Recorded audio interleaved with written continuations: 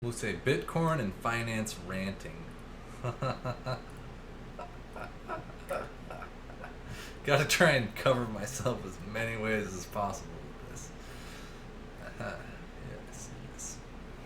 Not a legal financial advisor. Yes. Yeah, okay, so there you go. So shoot. Let's see, what else have you said? You said, regarding energy stocks, oil and gas had a bump this week, but I hear that renewable energy is the future. You are correct, sir. Renewable energy is the future. Ding, ding, ding. So basically, right now, it's pretty obvious that oil and natural gas ain't that cool anymore. And like, think about society like, think about it more like SimCity or like a big simulation game. You need to have educated workers so they don't light stuff on fire, so they don't become criminals, so they don't harm other citizens, so they actually are competent enough to run your high-tech industries and high-end things in SimCity. So it's in your best interest to have an educated society. You know, you gotta have something else that's providing you liquidity, income. You gotta have your main farm. And then you also want to try and have other sources of income, be it a stream or random donations from your jackassery on YouTube, or like consulting or removing viruses from your friends' computers, whatever the fuck that people will pay you for. You know? Whatever people will pay you for. That's a side hustle, random income. You can get it however you want, but it's nice to have 1.5 liquidity, a main career job or some sort of main steady flow of income that you can base your life around, and then something else that flows in with it. Then, once all your ducks are in a row and you have a career, you want to start doing max contributions to your 401k. That way you can get hopefully company matching. And as a salary employee, you can't really write off very much stuff. That's just, how it goes. But once you have all of those mechanisms, your next options are, what do you do with your spare cash? Do you go and fucking ball out and buy Cristal and vodka and Gucci and other fucking retarded idiot brand things, or go and get a really expensive car you can't afford with 23-inch rims, or perhaps a bling and gold chain or necklace, even a watch? Probably all idiotic things to do, but people aren't very smart. So beyond that, so then you decide, do I want one of those things, or do I want property, or do I want to start dabbling in stocks, and maybe not necessarily mutual funds or index funds, but individual stocks like horse racing, where it's like, I'm going to pick Tesla, or I'm going to pick Apple, or I'm going to pick Google. You can either build your own index out of whatever money that you choose to invest, or you can let the index do the work for you and invest in something like the SP 500, which is just a basket of stocks, basket of securities that you're buying permission from for another company to hold for you as a third party, and then you can gain money off it.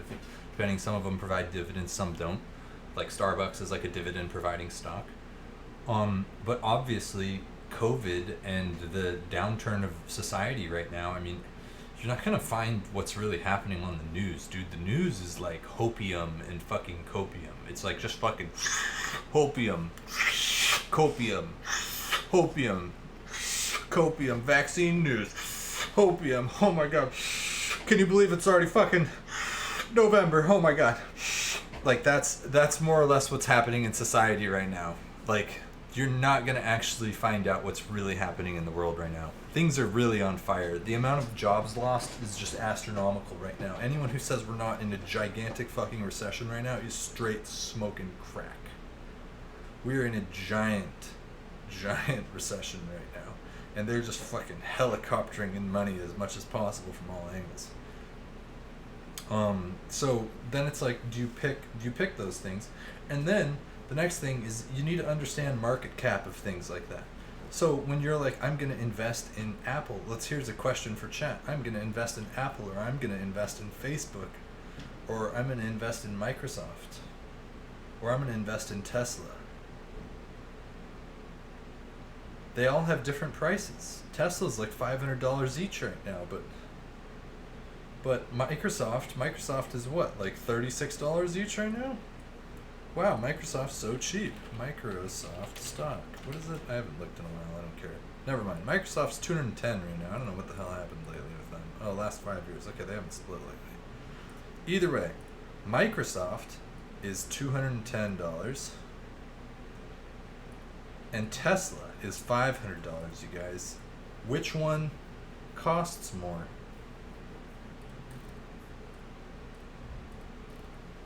Which one has probably more chances to go up, etc.? Like, I mean, the answer, it's really simple. Neither. They're all the same price. All that really matters is the market cap of it. Obviously, Microsoft is a fucking massive fucking company. So, all that matters is the market cap, and then can you see yourself saying, this company is undervalued right now, and I think that their market cap is going to increase. Whenever, like, something's weird, like XRP, for example, penny stocks, things like that, the market cap is the most important thing to look at when trying to speculate on the value of an asset. If you don't know what the market cap is of the asset, or the market cap can basically be changed, diluted by adding additional stocks, shares, more securities, it's basically like, it becomes, do you trust what you're buying? Like when you go and hold something like Tesla, you're hoping that Elon Musk and the other shareholders don't dump their bags on you. So that's why a lot of times, like, if you pick individual horses, say Tesla, Disney, Starbucks, Coke, etc., they might go against you for a while, and if that's the case, you know, investors might dump on you, other bag holders from 10, 15 years prior might dump on you. That's all the game. You know, the market exists to separate the impatient from the patient. All it does is it separates the impatient money from the patient money. Anyone who goes in trying to get rich quick is gonna get steamrolled. That's just how investing goes, you know. The standard maneuver is always buy high and sell low, you know. Buy high, panic FOMO into the top, and then fucking panic sell and go bankrupt as soon as it crashes because you made a bad decision. That's like how everybody invests. Everybody knows. You buy high, you sell low. Simple. You hear it from all your friends all the time. They're like, duh, I'm just going to buy it high and sell it low. I'm going to panic and fuck everything up. That's what always happens. That's every rookie idiot trader. What you need to learn is you need to look for those big fat fucking red dildos, man. That's what it's all about. It's all about the big fat fucking red dildos. And if you're not buying big fat fucking red dildos, man, I don't know what the fuck you're doing. It's all about those big red dildos. Every single time that I see people saying, you know, do you think I should buy? Do you think I should buy? Do you know when it is? It's always when shit's going crazy and people are posting memes. RSI, weekly RSIs at fucking 100, monthly RSIs at like fucking 100, daily RSIs at like fucking 70, 80, 100. Every volume's just tapering off. Iceberg sell hidden fucking everywhere, and you're just going, I think I'm gonna FOMO into a saw blade right now. Just fucking, I'm a climb head first right into the wood chipper. That's exactly what people do, man. Whenever I'm like preaching shit to people and I'm like, hey, now's a good time, you know, and they're like, oh, it went up 10%, it went down 10%, and I'm sitting there going, but what if you knew it was gonna go up 10x? What if you knew it was gonna go up 40x? You're sitting here trying to scrape together fucking pennies. Like, it's like selling Facebook stock or Apple stock or Google stock and being like, oh, you know, I just bought some fucking Apple stock for $14, bro, and I sold it for 17. And then, you know, it's like, oh, nice, well, I got in for 12 and then I sold it for 15. It's like fucking ballin'. Little did you know the stock was gonna go up to like fucking 1,000 and split 80 times. So, at any point, you're actually the loser in a tech industry that swallows the world if you sell.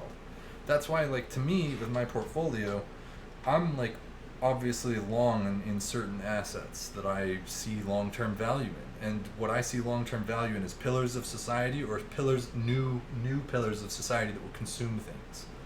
So, imagine you knew an asset was going to swallow all of the tech companies and all of the finance companies and all of the fine art in the world and all of the store of value in gold. Imagine you knew way before everyone else knew. What would you do with that power? I mean, I've been trying to tell people for years, man. People don't want to listen. I've gotten quite a few of my friends to be in much better places now, just from listening about you know, being careful with what to invest in, etc. I mean, I didn't quite find my way. I wasn't always quite sure of it. I mean, I did have quite a bit of you know, Starbucks and Disney and Apple, Coke, that I basically decided to come up off of lately. I basically decided after COVID recovery, once they started pumping the markets, I was like, I don't really know. And then the election stuff, I was like, I was siding with Peter Brandt on that. Like Peter Brandt, legendary commodities trader, grains trader, metals, etc. I mean, just look him up, Peter Brandt. He's a fucking legend. He jumped out of the market, so I kind of timed myself with him. When he jumped out, I jumped out.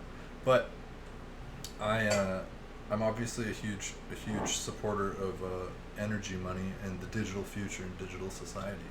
So let's go back to talking a little bit about market caps and kind of understanding that. So when you look at a security and say the security is like $1, but the market cap is like $1 billion, and then you look at another company and they're actually like a $500 million market cap, like very tiny. I'm talking very tiny. Actually, let's just say 50 billion. So you have a $1 billion market cap company and a $50 billion market cap company. Their stocks could be completely different prices. That's why the price is irrelevant. All that matters when you're doing this, you have to think about it like it's Diablo. Everything is just percentage-based gains and losses. So when you're buying into a security, you're not actually like buying whatever it is for $250 and you have 5 shares.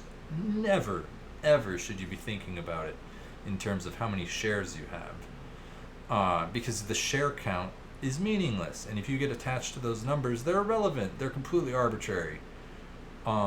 The shareholders actually decide how much of the security there is, and then the price per asset, and then if you multiply those two together, you get the market cap. What up, Desmonds? We're having a little fun finance chat after ghost hunting, because some people in chat were wondering. So I'm explaining how market cap works. So you basically have to know what the potential market cap could go to.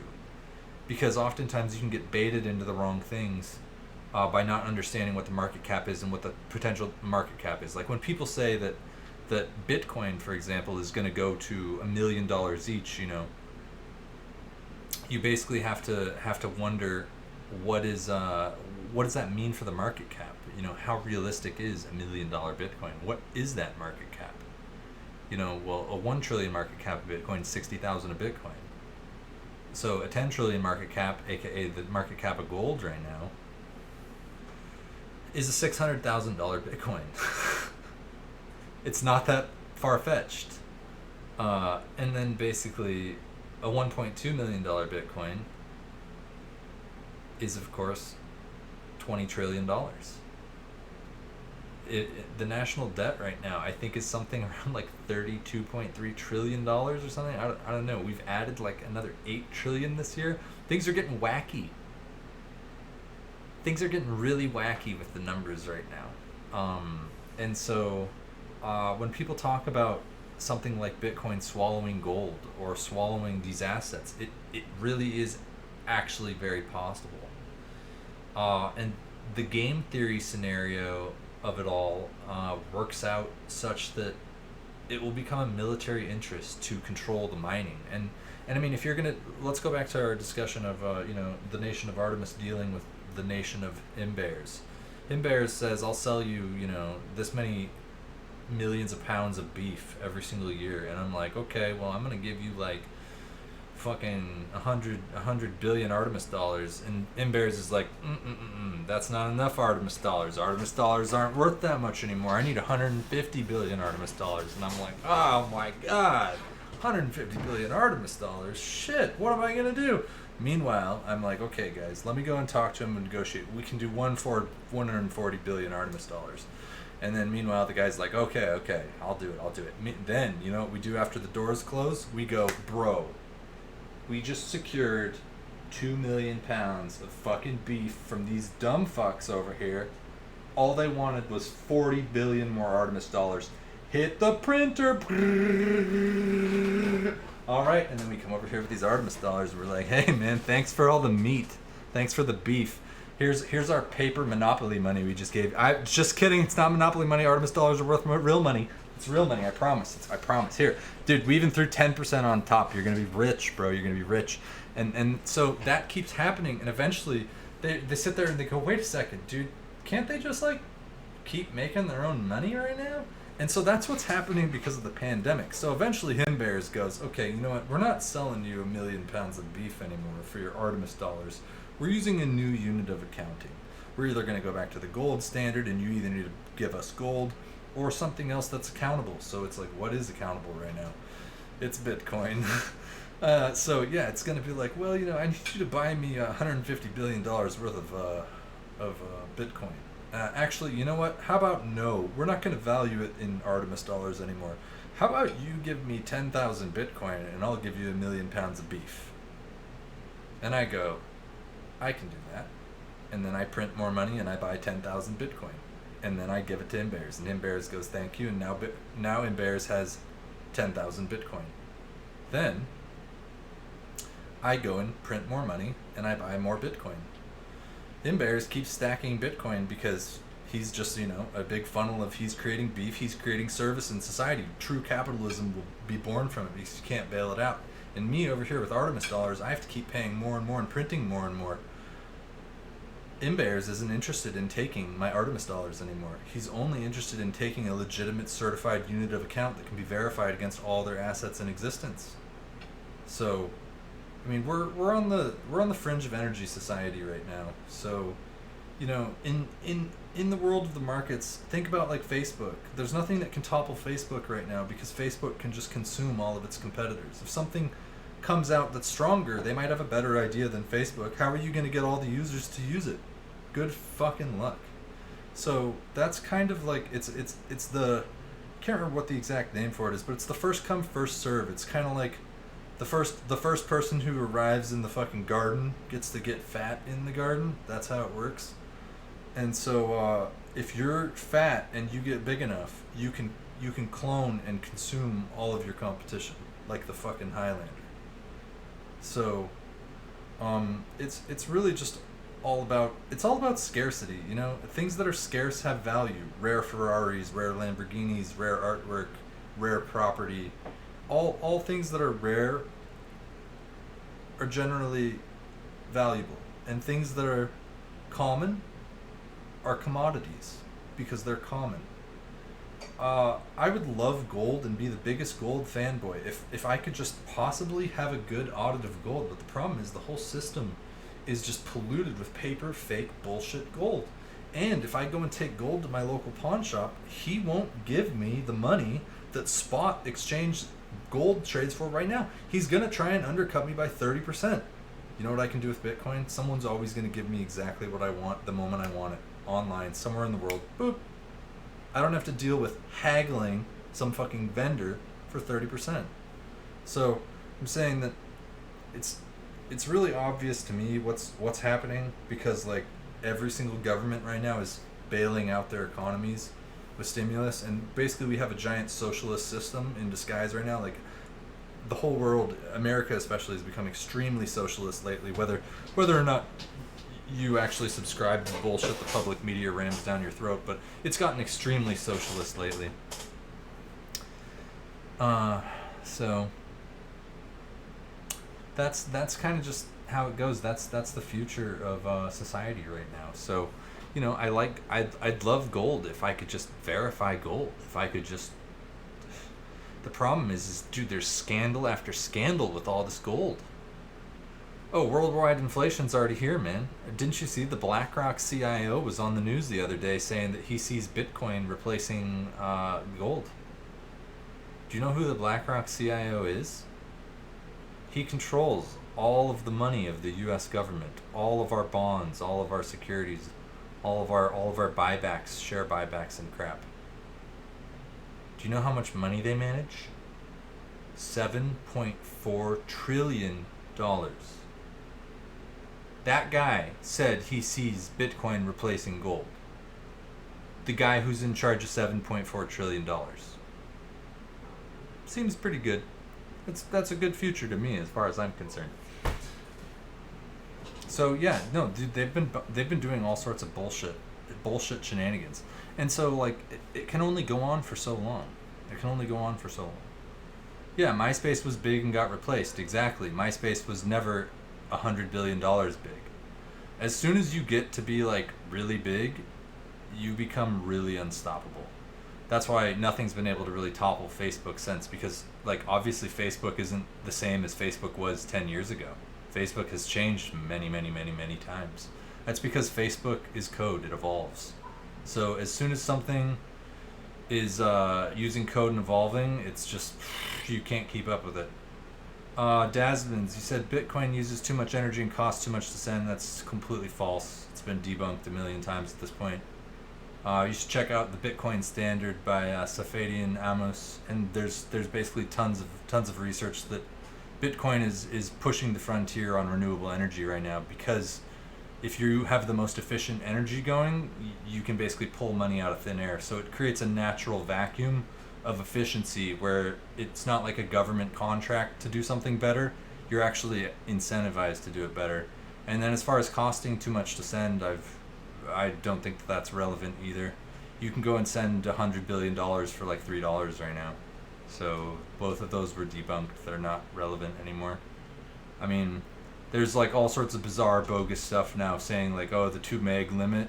There's been Bitcoin transactions that are up to like, I think 10 megs already, or 4.5 or something. It all just scales as it needs to. But I mean, if you want to go and send money to someone, you can do it with like Cash App or Venmo or PayPal or Square or any of these third-party mediums. They're all here to stay. There's no reason to not use them. They're great. But as far as like a long-term store of value, Bitcoin will probably become the strongest store of value over time. I mean, that's my opinion. Do your own research, of course, but that's kind of been how it's been looking for a long time now. The more you learn about Bitcoin, the more you realize you don't know about Bitcoin, and then the more you realize that you need to learn. And then that's when shit gets really crazy. Mining isn't bad on energy and pollution. Actually, most of the China mines are the hydro stuff through their hydroelectric dams. No, not really. Bitcoin's actually on the bleeding edge of all of crypto. Nothing else really moves without Bitcoin. If Bitcoin goes up, they all go up. If Bitcoin goes down, they all go down. Bitcoin controls the entire market. Without Bitcoin, none of the other shit even matters. And all of the other coins basically serve as test cases for functionality that Bitcoin will ultimately decide to adopt into its own mainnet. It's the largest supercomputer in the planet right now by a scale of like all the other supercomputers combined are still dwarfed by Bitcoin. It is the what the fuck effect is it called? What's the network effect? What's the network effect called? We also have Peter Thiel's mine and the other layer mine coming online in Texas that is the largest cryptocurrency mines ever conceived, and they're both on U.S. soil. So, yeah. No, our provider doesn't sit in China, man. The 2 largest mines in existence have been in construction for the last 2 years. Check them out. They're both in Texas. Peter Thiel, the owner of Google, that's why I'm saying the next phase is military. The U.S. right now has basically been moving to control the crypto mining network right now. And I mean, Bitcoin, as far as the hash rate goes, is actually over 40 times bigger than it was in 2017. So Bitcoin's already a monster, unlike anything it was in 2017. Most people just don't realize it yet. It's a beast. It's a beast master. So yeah, that's why that's really consumed me as far as finance goes, because once you realize that, it's like my mutual funds and my other holdings weren't as interesting to me. So but everyone's always interested when the market's running, and that's not how I play. I'm very patient and methodical. So I'm looking for those big red dildos, man. I think that I'm looking for big giant red dildos, and that's when I like to buy. And on these big green dildos, that's when I like to come up off 1%, 2% of position, etc. Do I think that Bitcoin will have a better ROI than others? I have no idea. I can't pick out of 6,000 random horses which one's gonna have the best and which one's gonna have a scam rug pull. I mean, dude, Sushi lately, DeFi, YFI, some Uniswap crap, Link. Dude? All of these are just random shit coins that just get rug pulled. So, I mean, I just wouldn't feel comfortable having large amounts in random rug pulls. Polkadot, yeah, man, dude, the scams are so common. And so, is there money to be made in altcoins? Of course, probably. It's if you want to pick them. I mean, personally, I had some XRP. I recently sold it. I saw it go running up and off crazy as far as I'm concerned, and don't care about that anymore. Get a free video card out of that. Same thing with some Link. Like, I like to play the huge crashes. That's what I like. I like blood in the streets. I like giant fucking huge dumps, and then I will, squirrel around it. Yeah, so I think they're all shit coins, and I use them for their purpose. I think people look at Bitcoin, they think it's too expensive, and then they look at the altcoins that are shit coins, not understanding what they are, and then they get suckered into it, and then they get hedge clippered right into the fucking meat chipper. So, the wood chipper, man. It's alluring. It's really tough to learn. I know lots of people that have made lots of money. I know lots of people that have lost lots of money. So, Art, your opinion, to go back to use combined compute powers for science, get paid, use the Bitcoin computing for a joint network computing on huge science projects and simulation. Of course, it's a huge botnet. Yeah, exactly. It's a giant. It's the largest supercomputer. Yeah, and it's decentralized, so there's no one main dominant controlling factor. Wait, but Dasmins, why'd you sell your house and quit your job? Why are you done making games? What's happening? I thought you were in San Fran right now. But yeah. Oh, nice. That's badass, man. Very cool. But why would you sell your house if you don't need to work? Where would you live?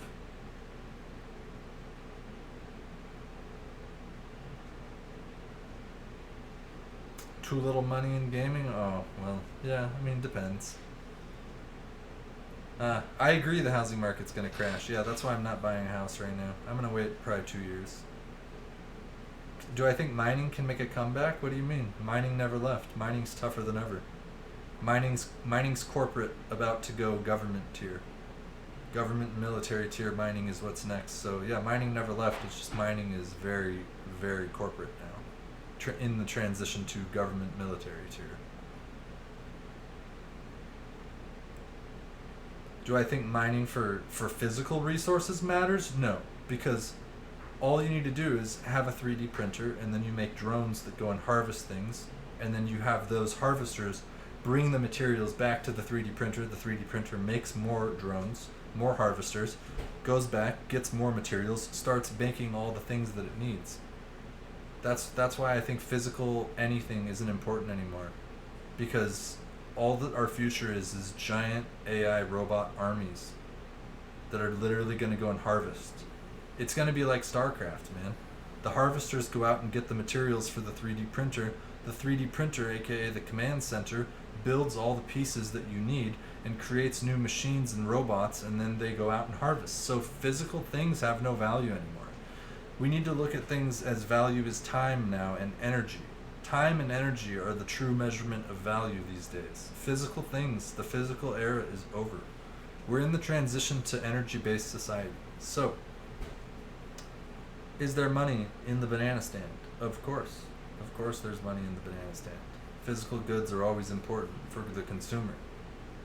As far as investments go, I don't know how much I can trust bonds and securities and Starbucks and Disney. I mean, look, I would have expected Starbucks and Disney to just do amazing, of course. But then the pandemic, and it's like, whoa, didn't even think a major flu could, like, just pack everyone inside and start killing everyone, Like, it's like a super fucking flu, I mean, the whole world's on lockdown, and it's still killing people like crazy.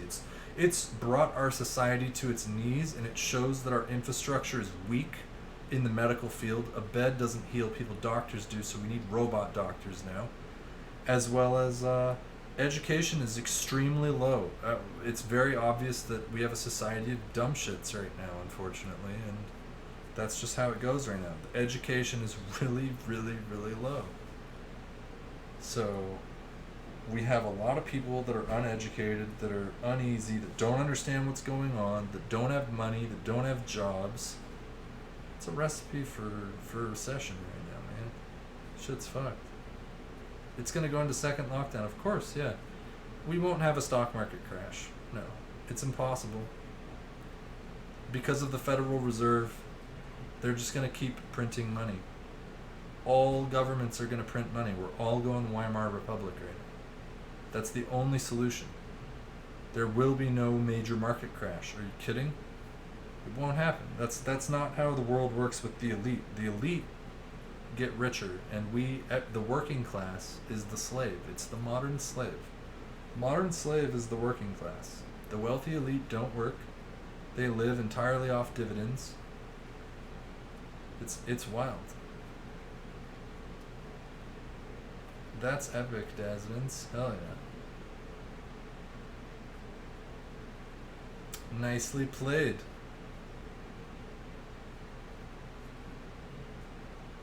But yeah, we'll see. I mean, I really do see Bitcoin swallowing the entire gold market cap, and BlackRock's CIO also agrees. So I'm just waiting for those big red dildos, as always, man. The same thing I always do. Just wait for big, giant red dildos. How do I feel about staking? Fucking stupid. It's another scam. Just another scam, dude. All the Ethereum scams are just fucking plugging a USB into a USB-C into a fucking HDMI converter into a fucking USB again. They're just fucking crap, man. It's just all crap. Just a new repackaged garbage. That's the problem. Oh, well, yeah, I mean, you haven't talked to me lately, Dasmins. I'm having the best year of my life right now. I'm doing quite well, man. Times is good for the old Artemis.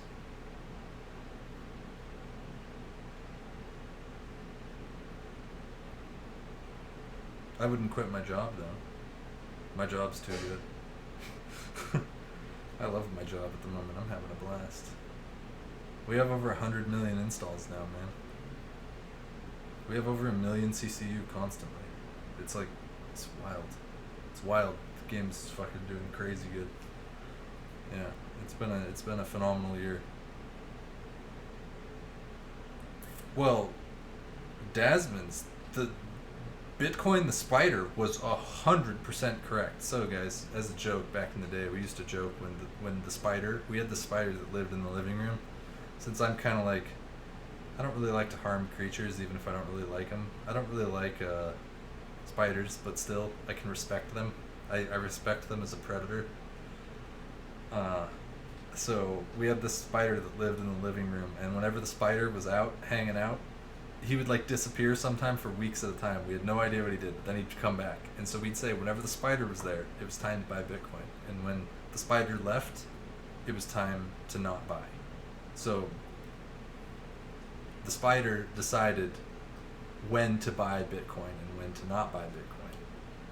You know, no skill involved. The spider knew. So me and Dasmins joked that the spider, whenever the spider was there, we had to buy Bitcoin. It was right every fucking time. That's all I have to say about that. The spider knew. Silly, stupid shit. But yeah, I mean, the spider was really right. So it doesn't matter. There's only so much skill involved. I think the toughest skill involved in speculating is finding what to speculate on. Once you know what to speculate on, I mean, I love Livermore's speculative chart. If you don't know who Livermore is, he's one of the most famous traders of all time. He was worth $100 million in 1920s, for perspective. So Livermore's speculative chart is one of the most important things for understanding trading ever. As soon as you understand Livermore's speculative chart, that's the secret to the universe right there. He was a very wicked smart man.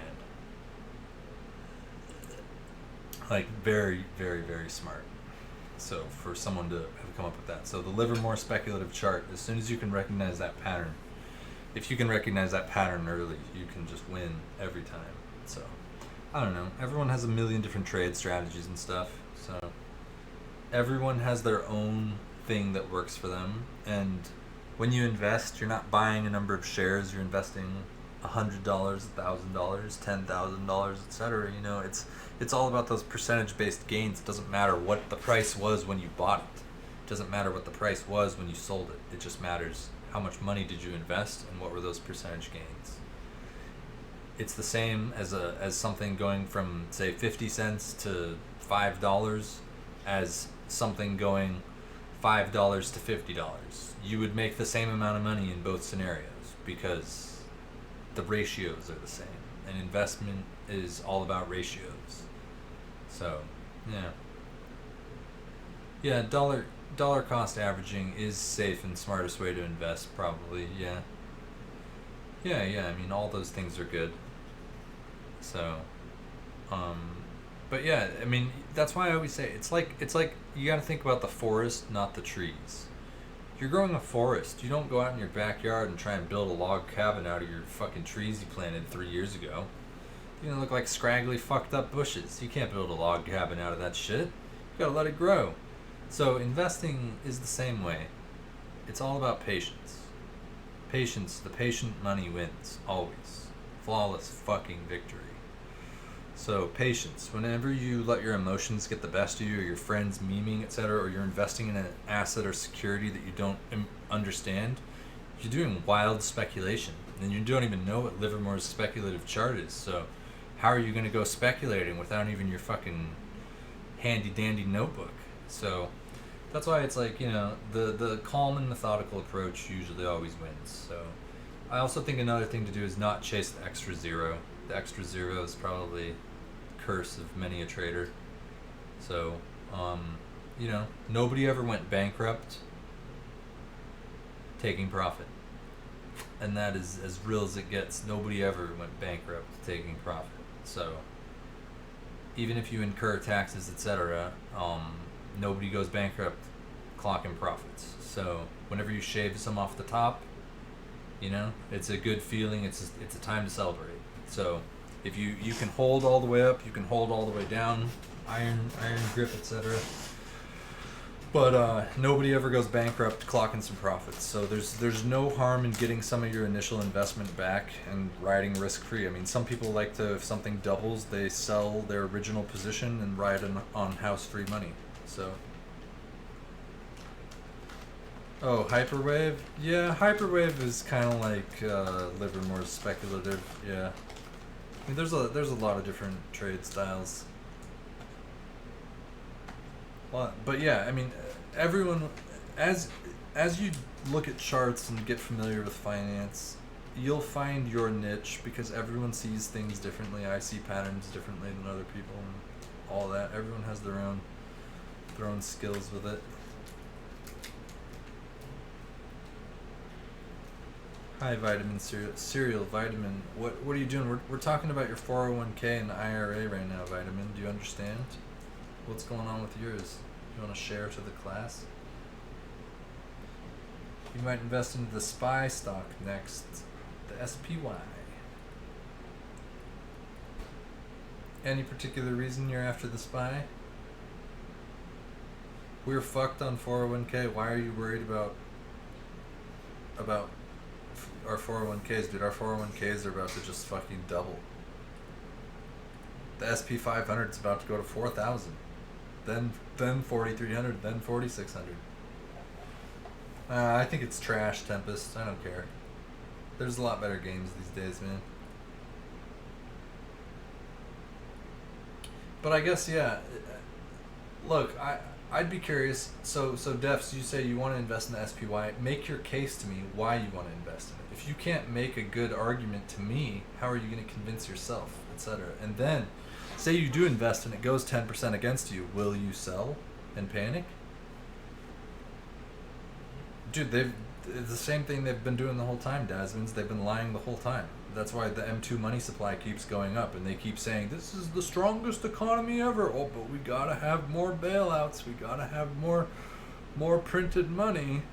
It's the strongest ever. Everything's just recovering and booming, but we need another bailout. You know, things you don't hear, but are happening. If everything's going great, why is everything not going great? you know, whenever you hear that an athlete is doing the best, oh, they're just crushing records and stuff. Yeah, but you know, we should probably put him back in that full body cast again. You know, his leg is broken, and no one's actually seen him run. I mean, his leg's definitely broken, right? Yeah, it's broken. Okay, but we're gonna keep telling everyone he's crushing records, and we're just gonna keep delaying this, right? Yeah. No, nobody can know his leg's broken. That's like more or less the economy right now. They're like, and he's sprinting and making records. Like, okay, think about it like this. Imagine that aliens showed up right now, and the first thing they do is go, "Hey guys, we see that like things are happening on Earth right now. You know, the humans aren't really running around as much. We see that you've kind of stopped doing things. You're not like as active as you were. We're wondering if you need any help." And then meanwhile, our world leaders go, "Whoop, whoop, out of there! No, get out of here! Get out of here!" Our economy is doing great right now. The numbers are the highest they've ever been. Like, everything is wonderful. Like, we're in full-blown recovery. No, we don't need any help at all. Everything is just wonderful. We've got more stimulus coming. It's the strongest and best thing ever. We have no problems at all. We're doing the best our planet's ever done. And then the aliens kind of look at each other and go, like, and step back. And then they go, "Hey, man, you want to just like come back in 100 years? Like, I think they're all still fucking retarded." And he goes, yeah, nah, let's let them figure it out for themselves. And then the aliens go, "Okay, all right, you guys are doing the best you've ever done, all-time highs. All right, see you in 100 years." Gone. That's literally what's happened right now, more or less. Like, it's bullshit. It's complete bullshit. It's bullshit layered on bullshit. Aliens would be like, "Are these guys fucking retarded? Do they believe in this shit?" Like, we're in a dire time right now. China's gonna be in a prime position to challenge us? No, not a chance. They couldn't kick our ass at all. Not even close. They make all sorts of wackadoo threats, but no, China won't do anything to us. I mean, think about it. Trump, how many times was he said a stimulus or a trade deal was coming through? More copium bullshit. Not a damn thing happened. Whole time. All bullshit. It's just like bullshit stacked on bullshit stacked on bullshit. Guys, don't say that. I'm from Brazil and the economy here is fucked. Well, yeah, I know. It is fucked there. That's why you guys need a system with accountability more than anyone. It's like dominoes. The third world countries will all topple first, and eventually all of them will start to topple. We're all doing it, you know. If you price the SP 500 right now with gold, like I like to use gold as a measurement. So if you price the SP 500 with gold, it's not at all-time highs. It's not even close. Not even close. Not even close. Anyone who says we're at all-time highs right now, we're not even close. We're not even close. And that's with trillions bailing us out right now. Trillions. Bailing out socialist companies that didn't need the money to begin with. It's like we say capitalism, but it's really socialism. It's heavy duty socialism right now. I mean, in a true capitalist society, if demand is there, then the business will stay afloat. If it's not profitable in capitalism, is there enough demand to keep it afloat? No. So something else will evolve to take its place. That's why when you keep bailing stuff out, it never grows and actually becomes efficient. It just knows that it can fuck up left and right and will just be bailed out. Like, something that I find crazy is Kanye West. He's worth over $1 billion. His Yeezy brand got bailed out for $300 million.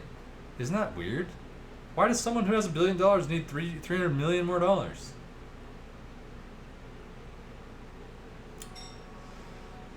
I don't know. Hard times. Hard times. He needs to be able to keep making his shoes. The world needs his shoes. They need $400 Yeezys. They need $400 Yeezys. What are people gonna do? So yeah, it's like, dude, it's bullshit, man.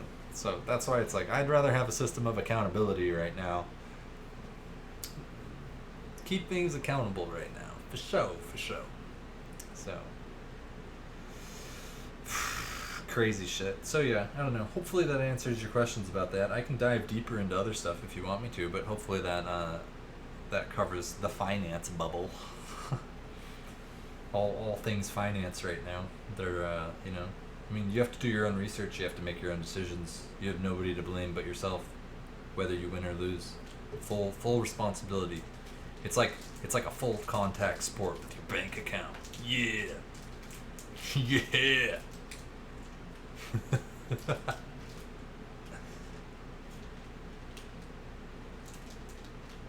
Artie, how does capitalism work in a world where 3D printers replace flesh bags?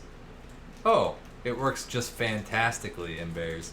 So, the sentient robots keep harvesting materials and using energy to build more solar panels, to build more 3D printers, to build more drones, to harvest more resources, to build more 3D printers, to build more drones, to harvest more resources, and then once they've hit critical mass, they build more solar panels. Then they start building other shit that they deem important for their own procreation. That's what happens. Humans aren't necessary in this ecosystem. At all. Humans are good at emotions. Robots are good at everything else.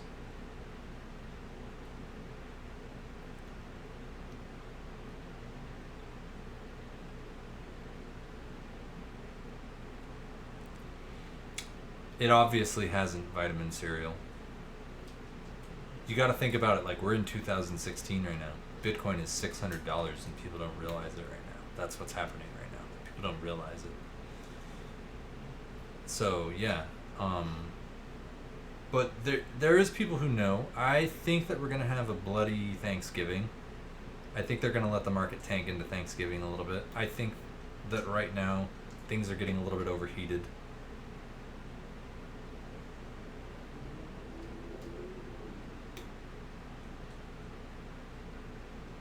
Where in the places of this chain is the regular guy, you're useless in Bears. We're all useless.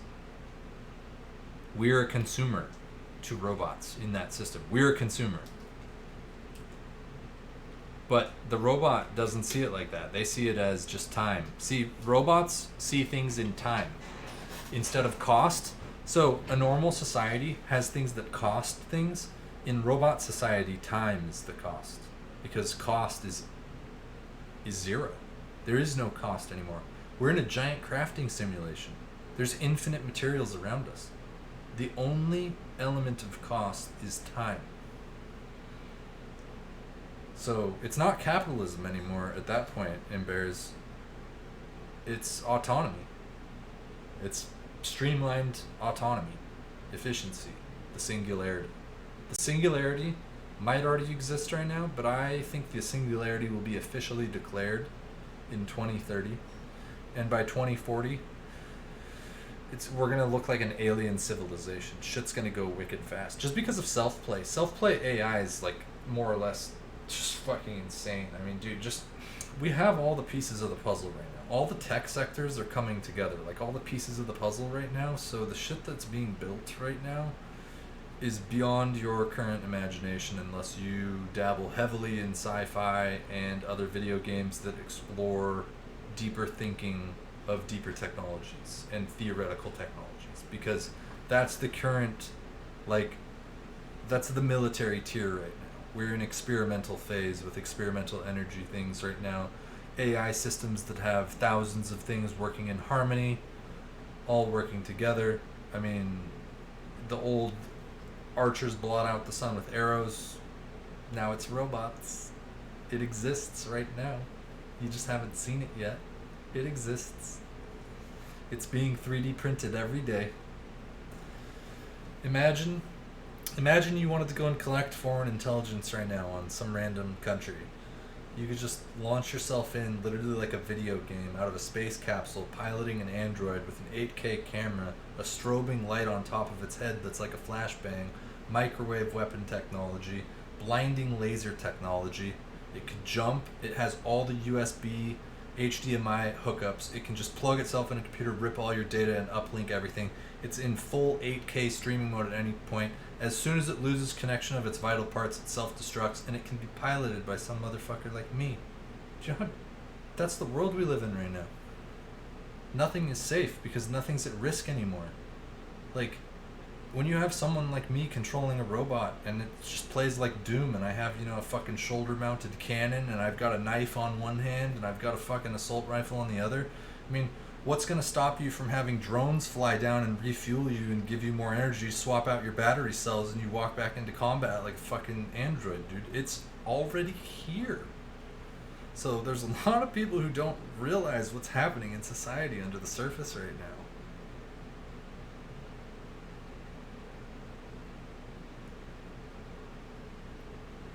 Yeah, I mean, capitalism works for now with the humans, but the robot revolution is just efficiency. It's just raw efficiency. It will happen while you're asleep, basically. Society won't really realize it.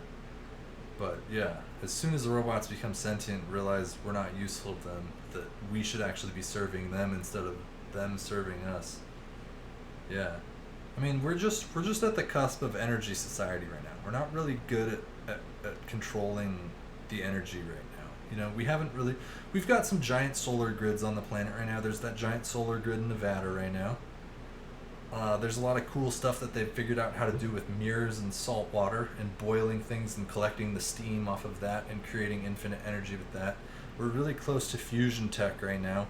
I know the military recently patented some small fusion reactors or something like that, like a fusion reactor the size of a boat. I don't know. Every now and then I kind of cruise through all the popular science tech stuff, and then it's just like, well, if you took this technology plus this one and this, and you put them all together, and then you added AI to it, and you added all those sensors, cameras, and you could pilot it on the other side of the world, what could you do with that? You have to think of life like the UAC in Doom, the Union Aerospace Corporation. We operate outside of moral and legal bounds where we have no limits of capital and our cost is infinite. We're the Union Aerospace Corporation as America right now. Our military budget is 10 times that of any other budget on the planet. The shit that we're working on, I mean, you have to think about it like this, man. We have giant subterranean cities and canals and systems set up right now that aren't public. They're all military tier. The infrastructure that's built, it's like fucking Umbrella Corp under the surface right now. Just humans are super fucking fascinating. We're a fascinating species, man. Just there's a lot of really dope shit happening. So plan accordingly, knowing what's happening on the planet right now. You don't need the news media to tell you everything's fine and be calm as a Hindu cow. Choose your own destiny. When you know what's going to happen, might as well plan accordingly. So things are going to move really, really fast soon. That's what's really tough for people to understand. People have a lot of trouble understanding exponential growth as well. Like, if I say to you, picture 100 in your head, and you're like, okay. And I'm like, picture 10, and then you're like, okay. And then I say, picture 1 billion. How far do you got to zoom out to picture 1 billion when you just had 100 on your mind focused? It's not 1 million. It's not 10,000, not 100,000. It's not 100 million. It's 1 billion. It's a scale that your brain just instantly pops if you actually realize how big 1 billion is. It's so big. It's so big. So that's why, it's like I can already see that the old generation right now, I'm talking a little bit about the election, how our current president will say things like, look at all these people at this rally, and he'll show a picture of 50,000 people that's block to block from a helicopter shot, and it's like, look at all these people, blah blah, there's no way. And it's like, bro, do you know what 1 million people looks like? You think that 50,000 people is a lot of people. It's not. It's so obvious the older generation has no understanding of scale when they try to visualize anything. Because they think that 50,000 or 100,000 is a lot. They don't understand the internet. They don't understand the network effect that's happening. Where basically, God, what is it called? Why am I brain farting this? Fucking theory is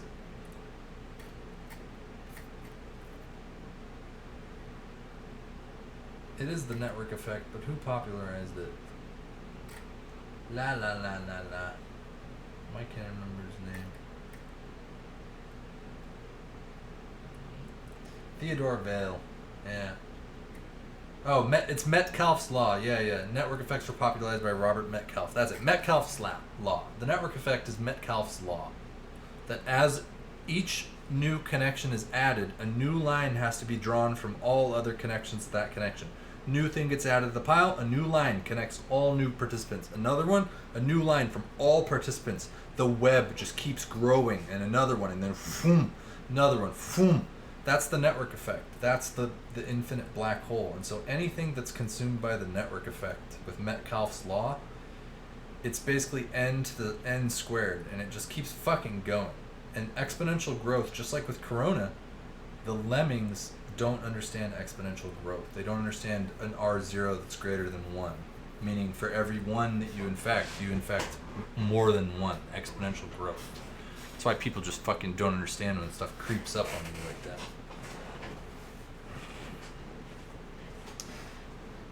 Yeah, I remember in February when people said the flu kills more people than COVID, and I laughed at people on stream and told them they were fucking retards. I remember that, yeah.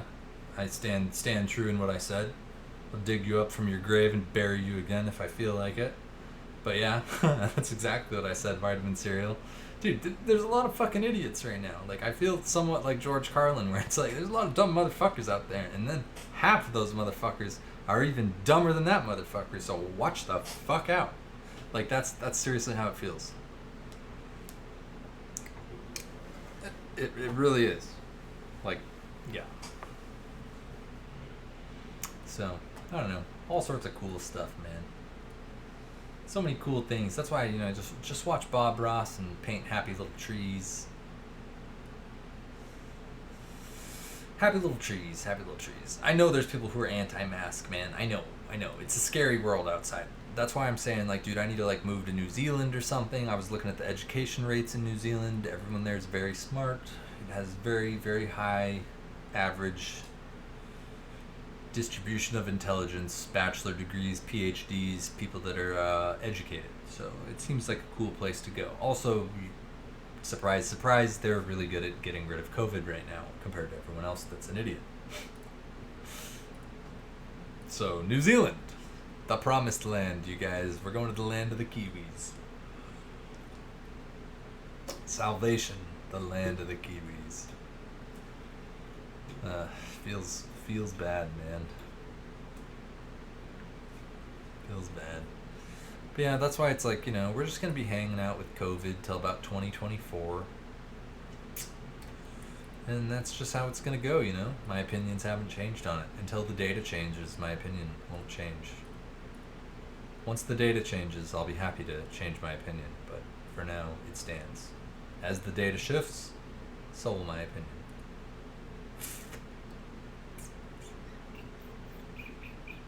Why don't we have vaccines? Yeah, we do. Just like we have a vaccine for cancer and AIDS. And a flu vaccine, so you can never get the flu. That's why we don't have a flu season every year, because we eradicated it with our vaccines. You are correct, sir.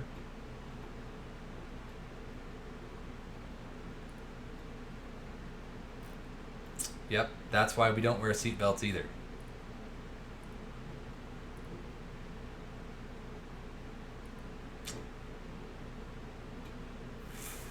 No need for helmets on bikes. Shit, why even use a welding mask? Just fucking look at it. You'll have halos around your eyes and vision forever. It's like magic. Then have COVID for life? Yeah, that will... That's the scariest part about it. Having COVID for life, man. So, what we don't know right now is I have COVID, and then I got better. And then my wife has COVID, and then she got better. And then we have a kid. And during her pregnancy, she gets COVID again. And then the kid is born, and then the kid's, like, fucked up slightly. Or the kid gets COVID at age 3. The wife never gets COVID. The kid gets COVID at 3, 7, 10, 14, 18, 20, 23, 25. What are they like by that time? So, anyone who's just fucking guessing that everything's gonna be fucking hunky-dory and that you're not going to have organ failure or some other fucking thing, all you're doing is speculating that everything's going to be just A-okay on this new fucking plague that's sweeping the entire fucking planet right now. And you're going to sit there and say, I have no credible medical education or degree, and I'm going to ascertain that I am correct right now in that it's just fine and everyone can get it. Like, it's no, shut the fuck up. Like, that's the rules right now. Let the intelligent people handle this. If you're a lemming in society, sit back and be a fucking lemming and try to not get chopped by something stupid right now, because this is the time that stupid lemmings get real sick multiple times and have things happen, things go bad, you know? That's how it goes. We don't know what the long-term effects are right now. We don't know how it works when you reproduce and get COVID. We don't know what it's like to get COVID multiple times. We don't know what the structural damages of your lungs will. You have permanent scar tissue. We don't know. So it's not an educated thing to put your entire simulation at risk because a couple people had a fucking feeling. It's not important. It's not important for the greater good of society. You know? That's why I've always joked, just put me in a fucking Google complex and put me in there with all the other people that pay their taxes and are educated. And let us just live separate of the rest of society. Just take me away from all the hurt and despair. Just take me away from it all. I don't wanna have to go and worry about getting shot up or bombed in a movie theater because I'm at a movie theater with my girlfriend. I don't want to live around people like that. I think that COVID is going to breed a new form of society. Obviously, we don't need to travel anymore for as many meetings. We can do things digitally. You're going to have to adapt your business in order to survive the new harsh landscape, or you're going to die. I mean, I already told everyone the answer for COVID back in February when people on my stream were like, haha, what are you talking about, Artemis? And I was like, watch, motherfucker. The solution is easy. We literally have to lock everyone in your house for fucking 6 weeks. No one's allowed to leave their house. Literally, you're not allowed to leave your fucking house. Like, we need to staple everyone's doors shut and put the military in the street fucking patrolling. Like, seriously, you can't leave your fucking house. If you're a special snowflake and you try to leave your house, you need to be fucking arrested. And after 6 weeks, assuming we've fully quarantined in all sectors and nobody's fucked up, we should have eradicated it. So, can we collectively as a species work together? Think of it like it's an alien rite of passage to be invited into, you know, the planets of intelligent life by aliens. They'd be like, well, do you think the humans can work together as a species? I don't think so, man. They're still killing each other over imaginary friends and people that have different colored skin. It's like, dude, they're still killing each other because they got different colored skin? It's like, yeah, man. And imaginary friends. It's like, oh, damn. Shit's tough on Earth. And it's like, yeah, dog. Shit is tough on Earth. They got at least another couple 100 years before they figure shit out. Okay, well, still, let's release the virus on them and see what they do. Oh, yep, it fucked everything up. Like, think about aliens like that, you know? If they were like, do you think humans can work together? Nah. Like, anytime people are like, what if aliens came to Earth and started... Man, if aliens showed up, the last of your concern would be, are they gonna harm you or not? If intelligent life managed to get to Earth, they would see us like we're a small, cute, adorable puppy. They would not be worried about us in the slightest. They would not see any of our current technology as even remotely threatening. They would see us as literally cavemen. Intelligent life visiting our planet would see humans as literally cavemen banging rocks together, retarded. So, it's not really a worry to me. Not a worry. Yeah, I'm worried about COVID, multiple infection, and the permanent lung damage. That's what I'm worried about the most.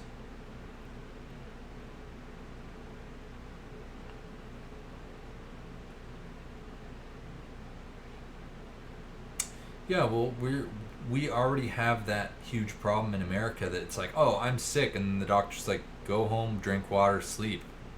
eat some healthy food. And it's like, no, you gotta give me some pills. Give me antibiotics. Give me something. They go, I can't give you antibiotics. You don't have a bacterial infection. Oh, this doctor's a fucking idiot. He says I'm sick, but he can't give me antibiotics. And then his idiot friend goes, yeah, man, that doctor's a fucking idiot. Like, we have like this medicine society where people think they need to be medicated in order to get better. And it's like, your body has an immune system and self-regulates. Do you think maybe there's a way we could get rid of COVID if you just like somehow drank bleach and just got the bleach inside of you? You know, like,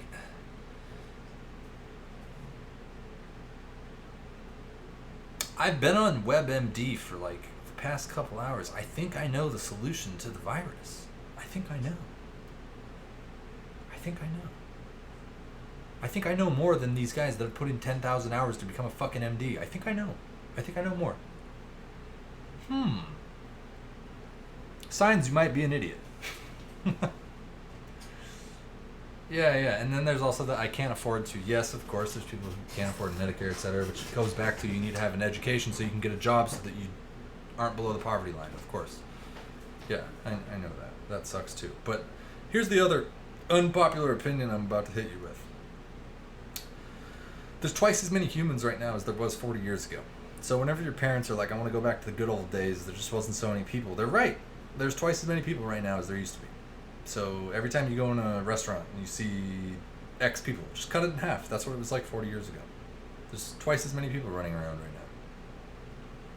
And I'll tell you what, there's not enough jobs for everybody in the future of automation.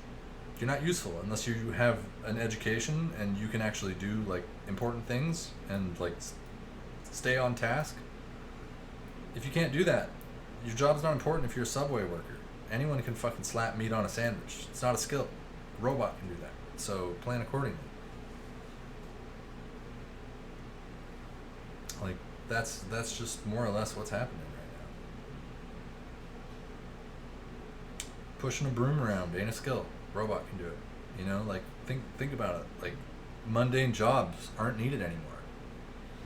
Robots can work while you sleep. Robots can work while you're sick. Robots can just work and work and work and work and then have a small maintenance period and then go back to work.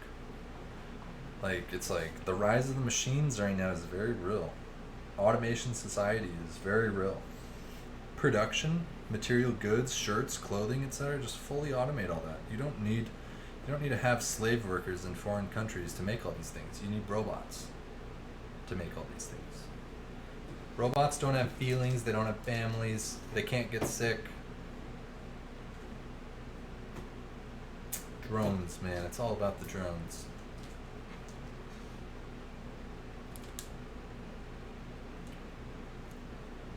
Exactly, a drone is going to steal that job soon, Vitamin. Exactly. Because humans are a liability for corporations. Why have a human that needs sick leave and you gotta pay dental and Medicare and health insurance and you gotta like give them raises and they have to have birthdays and holidays. Oh my god, inefficiency. It's just, oh my god, so many demands. The robot's just like 100% uptime. No mistakes, fully auditable, syncs with the cloud, monitored at any time, check on it with a camera, records everything it does. Like, how do you compete? You can't. It's like, haha, sucker. So, yeah. That's just the reality right now. I always love talking about future tech, man. I love all the tech, dude. Tech to me is like the coolest thing. I've always been such a fanboy of all technology. You know, I sit inside my glass house and I throw stones at everything. It's a good time.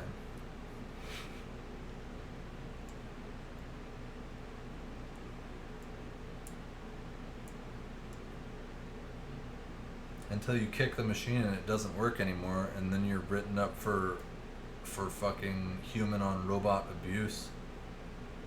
And then they put you in a fucking mental hospital for having an outburst against a fucking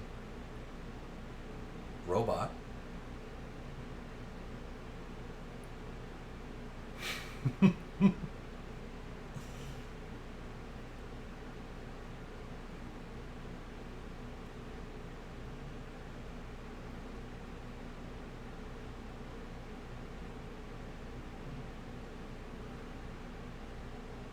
Mechanics, well, mechanics will be replaced by robots as well. It's all about the robots, baby. It's all about the robots, baby. You PM'd me, Embarrass? Dude, you gotta be the only person who DMs me on Twitch, man. Oh, Plague Inc. Evolved. Dude, this is a really good Steam game. This is a really good game. Maybe we should play Plague, Embarrass. Maybe I should buy this, yeah. I'll bet you this has gotten huge because of COVID. Plague Inc. That's funny. Okay, yeah. Maybe we'll do Plague Inc. tomorrow. I was kind of thinking about doing Doom right now, but basically that guy asked me about finance, so I kind of wanted to give him the rundown. Educate the viewers. Dude, I try, man. I always try. Some people, you can lead them to the oasis, but you can't make them drink. They'll just die there next to you in the sand, and you're just like, why, man? Why?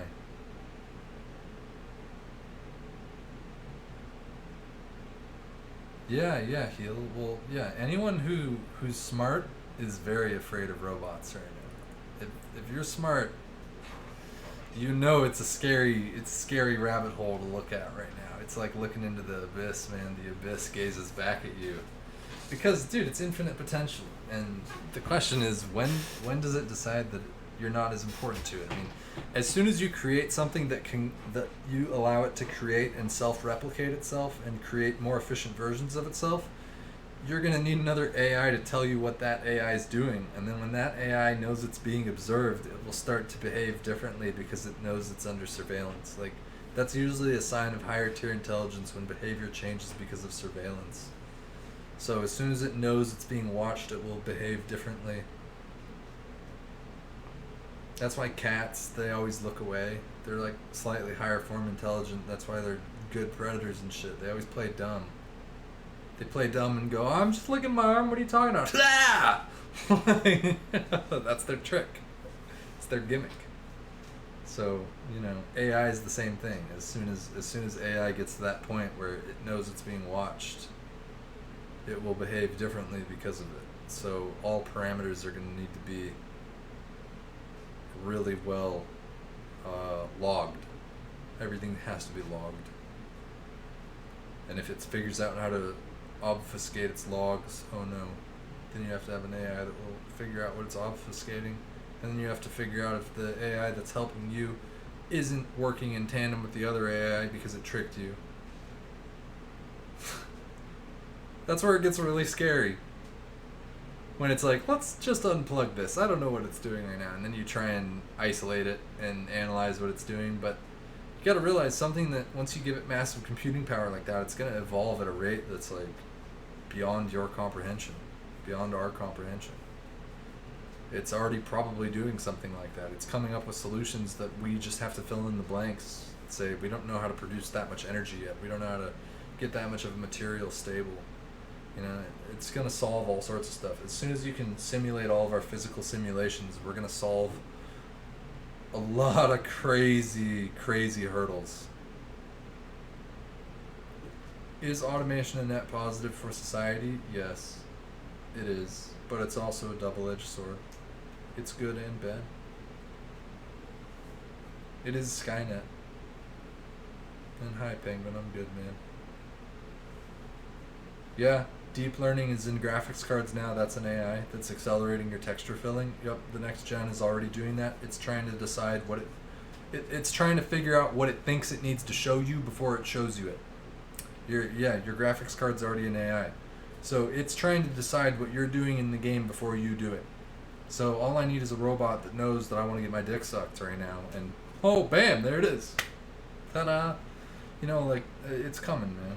That's the world we're in right now. AI is going to predict what you do. AI already does predict what you do.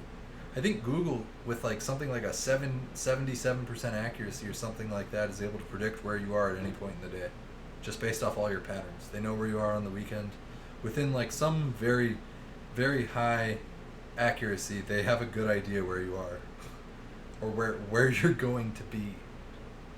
Like, if I was part of a CIA organization and I wanted to go and run into you somewhere, I'll bet you within 3 times I could catch you at your favorite restaurant because there's a pattern that you like to go every other Saturday at 3 o'clock, etc. Like, humans are so predictable. We're all creatures of habit. So that can be taken advantage of. You know? So that's all AI is going to do. AI is just going to tell you what you're thinking while you're thinking about it. And then it's going to tell you what you think about it thinking about you. And you're not going to like that, and then it's going to explain to you that it's not important. But it is. I don't know, it's a bizarre world. You know what I'm waiting for, though? The Bitcoin crash. Yeah, and then it's going to tell you what you should be thinking about. Exactly. That's why I said it's going to tell you that it's not important. Exactly, right? Exactly. Yeah, man, it's a wild rabbit hole, man. That's why the more you know in life, the more you realize you don't know. There's so much out there. There's just so much. It's like, the more you know, the more you don't know. It's just keeps getting deeper, man. It's the coolest crafting sim ever, man. Life is the coolest crafting sim. It's like a giant video game.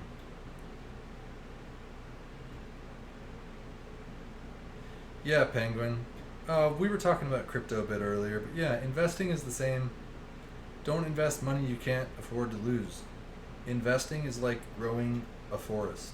It's not a garden of tomatoes and strawberries. It is a forest of redwood trees that you're going to build a cabin of. So when you invest, it's for the long term. If you invest and expect to time the market and pick the top or the bottom, what an absurd thing to think that you can do, especially if you have no knowledge of how any of that works. The best traders for decades couldn't time markets top and bottom.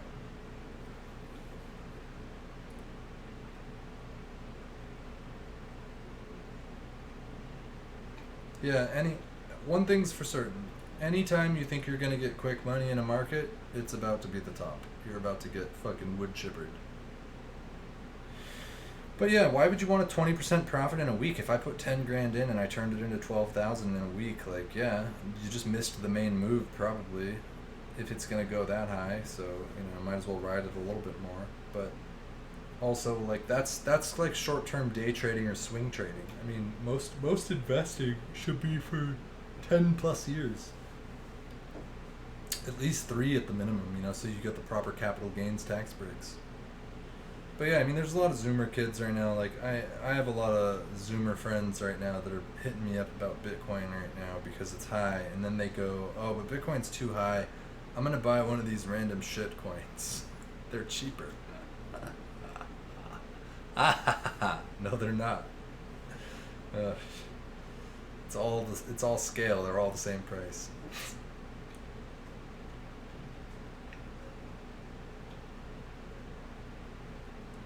Yeah, this is true, Penguin. You can have a monkey throw darts at a board and it'll predict just as good as the top 10 hedge fund managers. It's true.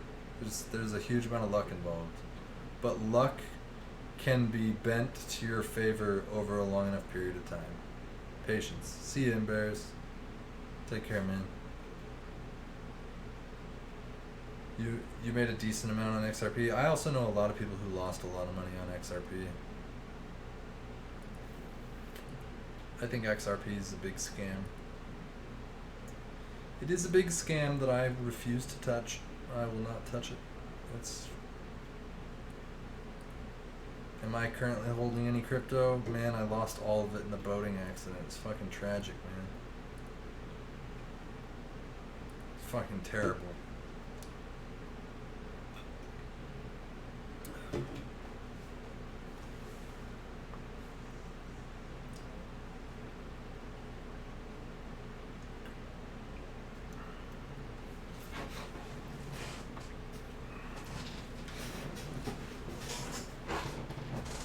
Oh yeah, XRP is a giant media campaign. It's for suckers, man. It's all for suckers. They're shilling and paying random shit tier YouTubers to promote it. XRP is like the ultimate bag holder investment. It's like if you really want to get fucking wood chippered and buzz sawed, and like turn 10 grand into 6 grand real fast, you should take a look at XRP. It's a great way to just fucking hedge clipper yourself real fast and be like, well, should I stick my hand back in the garbage disposal? All right. Blender yourself again real quick.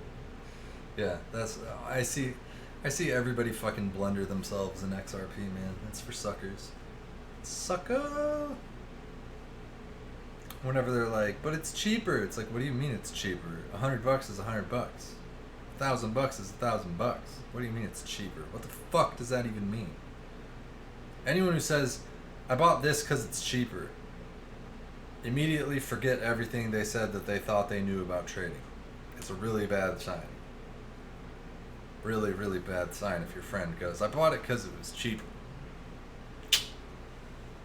Yeah, dog. Yeah, they give random crypto YouTubers a referral link and give them 20% of the sign-up bonus. Yeah. No, you gotta understand. Ripple is more or less a security. They're in court for it right now. Trying to deny that it's a security, but it is. It's an illegal security as far as I'm concerned. They basically printed their own money. They own 70% of it, and they've made over $3 billion dumping their bags on idiot investors. $3 billion they've made selling the cryptocurrency that they invented literally out of thin air. Whenever everyone jokes about Bitcoin, it's based on thin air. No, Bitcoin actually has proof of work behind it, as well as the largest supercomputer mainnet in the world. And then XRP was literally conjured out of thin air by Brad Garlinghouse and the Ripple Labs guys. It's literally a scam. So $100 is $100. Doesn't matter what the fuck the price of the asset is. It's what you're speculating on. Is it going to go up or is it going to go down? That's all. As soon as you understand that investing is just speculation, that it's going to go up and down, it's like a giant lift off your shoulders. Stop thinking about the price.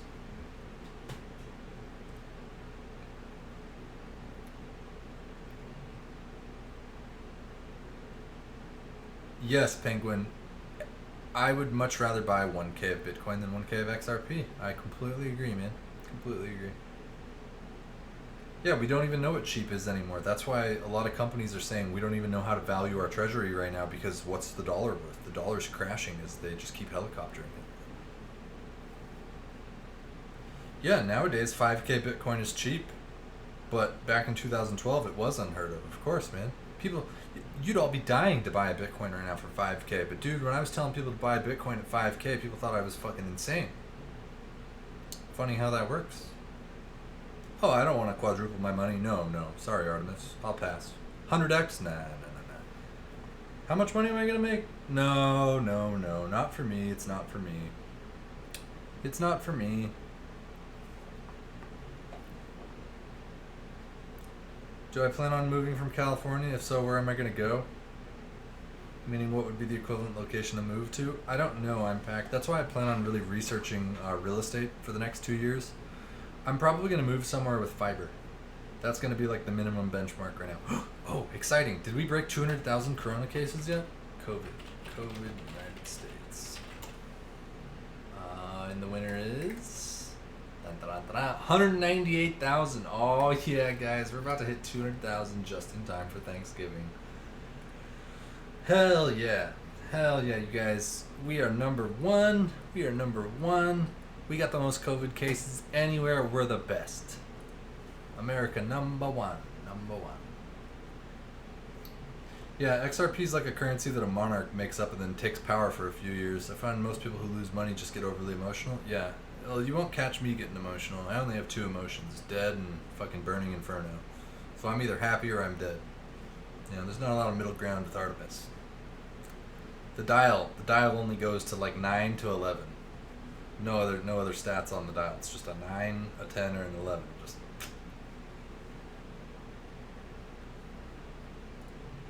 the price of real estate has gone up in some areas with COVID, and most people who work in real estate would love to bullshit you, but the real realtors are panicking their fucking balls off right now because they're having a ton of trouble selling things.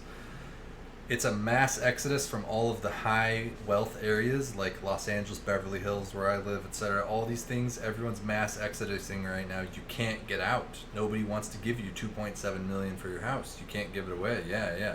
No, nobody wants anything like that.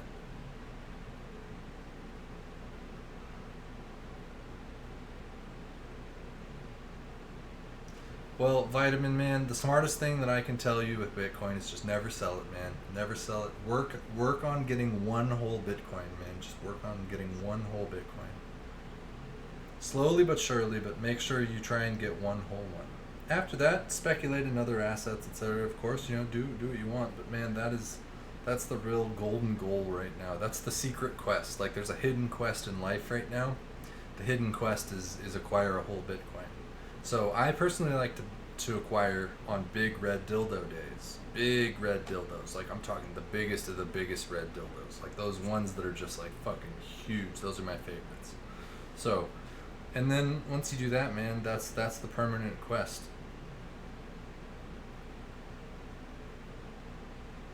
Hey man, Vitamin, I don't just dominate economies in video games. Life is a giant video game. I slay like Santa and every day is Christmas. You don't see me begging for money on Twitch and shit. I'm not that kind of streamer. I stream because I like to stream and I like to teach people shit. I'm an asshole. I'm a giant fucking prick. I know. I don't stream to be everyone's friend. I'm not out here begging on the corner. Ugh. I'm mean and efficient.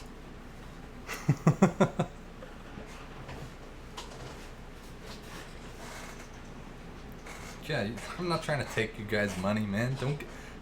For years I've been saying, don't give me your money. You need your money more than me. Okay? I'm confident in myself to take care of myself. I don't understand everyone trying to give all their money away on the internet to people that got more money than them. Blows my mind.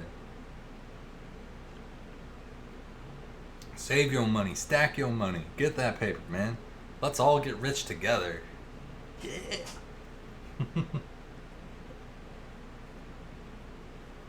Yeah, man, I think even on my stream it says something like donations are appreciated but not advertised. I don't advertise any of that shit. I'll say a thank you every now and then, but dude, I'm an 8-year veteran streamer at this point, man. I'm not looking for handouts or any of that, man. I have a professional career.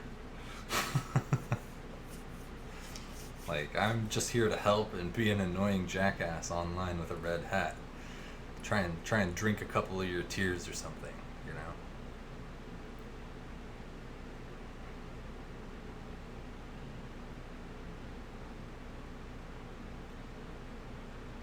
Coding, nobody knows what you're talking about, man. Sorry. The worst part is when they want validation from thoughts on Twitch to say their name. Man, I've had a couple Twitch girlfriends. They're really overrated, dude. They're really annoying. They're often self-centered, narcissistic, egotistical, controlling, manipulative. The list goes on. Often very attractive as well.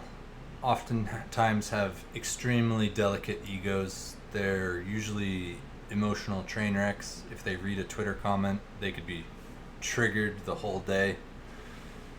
Nothing gets me more annoyed than trying to talk to a girl that tells me she's been triggered, and I'm like a pinball machine, or like, are you a poker player? Like, what do you mean you're triggered? And they're like, I just, and it's like, so are we gonna do something? Not do something? What's wrong?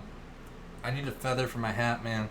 Dude, I'm the slumlord, you gonna, okay, man? I'm in sweatpants right now, and probably socks that have holes in them, okay? Okay? This is Artemis, okay? I'm as legit as it gets, man. I show up with a fucking glowing butter knife, okay? Like, you don't see me being flashy, man. That's not how I live. I don't have anything to show off to anyone. I don't have any flex. My only flex in life is my car and my watch, man. Got my car, my jangle. Okay? It's the only thing that I care about. Everything else is,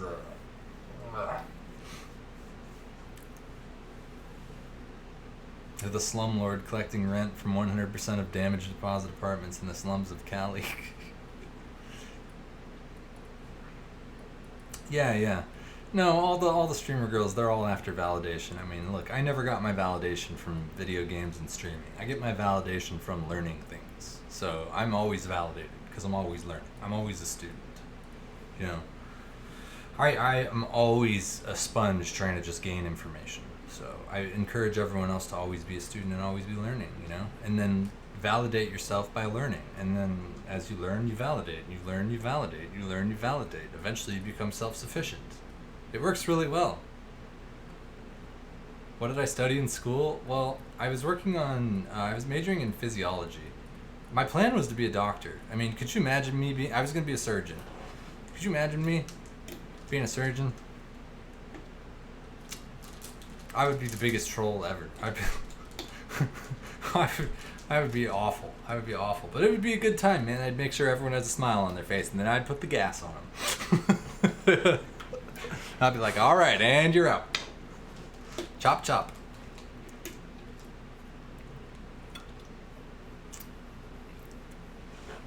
Like, I would have a good time. One of my cousins is working his way to becoming a brain surgeon right now. One of my other cousins is a dentist. So we have two MDs in the family. We have a lot of all my dad's brothers are lawyers. We have a lot of intelligence in our family. A lot of high-end careers across the whole family network. So yeah, I was interested in being a doctor and getting into surgery and chopping people up and fixing them. So yeah, and we all lived to be like 100 too. Both my grandma and grandpa on my dad's side just died at like 98. So I'm gonna be here for a long time unless I die in this chair of a heart attack, you know, which is very possible. I sit down too much. I bought a standing desk though. Yo, actually I bought a 6 standing desk. I totally forgot about that. Let's check the email right now. They were on sale the other day because I'm super frugal, you know. I don't like spending money. So I bought a really sick standing desk. Let me see if it's shipped yet. It's super sick. It's by Autonomous AI. Super sick standing desk. So yeah, because dude, I've been getting a little bit in COVID right now. Like even though I weightlift and stuff, I'm just getting a little big right now. You know, it's like just not enough exercise. I'm trying to not leave the house and die. You know, it's like there's a ghost outside that's gonna fucking possess me and haunt me and then try and kill me. I don't have time for that shit right now. I can't be dying. Why would I have come so far just to die right now? What a waste of time. Am I part Italian? I am full-blood Norwegian on my dad's side. My dad's full-blown Norwegian. Both my dad's parents are Norwegian immigrants. And then my mom's side, I'm like some Scandinavian Russian mutt. So I'm like 50% Norwegian and like a part some Scandinavian shit. I'm a Neanderthal, Viking of some kind. Do I have any comments about Twitch's ban of Dr. Disrespect? I have an excellent theory on Dr. Disrespect. Norway, huh? That seems like heaven. Yeah, I've never been. I want to go though. But yeah, normally Norwegians are blonde, blue-eyed, so I'm the different hybrid. I'm the raider.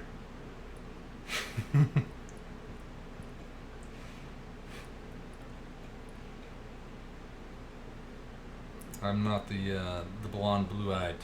I have the skull icon on mine. But yeah, I'll tell you my theory on Dr. Disrespect. Dr. Disrespect is really popular, and he's cocky shit. I met him once with my girlfriend at TwitchCon. Took some pictures. Remember, it's on Twitter and all that. He's a cool guy. He only broke character for a little bit to talk to me about points of interest in my games, etc., and told me how he was a COD map designer, etc. He only had about 500 viewers at this time, and I was like, bro, dude, you kind of like stealing my Howard Stern hat act and stuff. And I'm like, I don't know if you know who I am. And he actually did. And I was like, that's really cool that, you know, you're doing this. And then he's like, well, I'll bet you didn't know that I've been doing this on YouTube for like 4 years. And I'm like, you're fucking kidding. And then he showed me that he was on YouTube with his Dr. Disrespect character, like around the same time I was doing Artemis Knives and all that. And I was like, damn, that's crazy. And I was like, dude, you're going to be a hit on Twitch, like, no question. You're going to get huge. And he was like, yeah. Then he asked me about my girlfriend, and I was like, yep, out here with a fine lady. And he told me, he's like, yeah, there's a lot of talent out here tonight. And I was like, yeah, man. And then I just walked off, and I realized that later on I never knew he was married or had a kid. So, but he was pretty professional.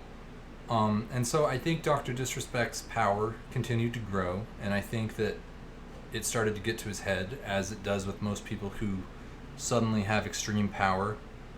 Absolute power corrupts absolutely. And I think that he started to get a bigger head than he actually had, and he started to think that maybe he was Twitch, and he was the system. And this is around the time that Twitch started dishing out NBA style contracts, paying streamers 2, 3, 4, 5 million for locked in contracts, deals, not switching to other platforms. So I think when Ninja and Shroud left for Twitch, they took deals. Ninja, I think, took like 10 million, and I want to say Shroud took like 5 million or something. I don't know the actual numbers, I'm just guessing. And I think that they were both pretty legit in saying, hey, Twitch, I'm glad that you've made me what I am. I don't know a lot about what's happening in my life and career, and I feel like I'm suddenly a celebrity, and they're offering me a lot, and I'm going to try it, and, you know, no hard feelings. And I think that they made the jump. And then I think when Twitch was dishing out contracts, etc., I have a feeling that Dr. Disrespect may have lied to Twitch during negotiations about a potential partnership with another streaming platform, and he may have bluffed. And I wonder if maybe he even forged documents or some sort of lawyer tier bluff that Twitch basically didn't like. And then they sat there annoyed that they'd basically bent over and succumbed to paying him like $10 million or whatever, like something like, I think it was 8 figures deal. And he was costing them a lot of money, as well as waving his ego around that he was the king of the world, because that's his personality type. Dr. Disrespect's an extreme narcissist. And so I think that Twitch sat there with that bad taste in their mouth and then went, okay. And then they found out that he was bluffing. And then Mixer imploded, and there was no more platform that could potentially house Dr. Disrespect or have a deal on the table.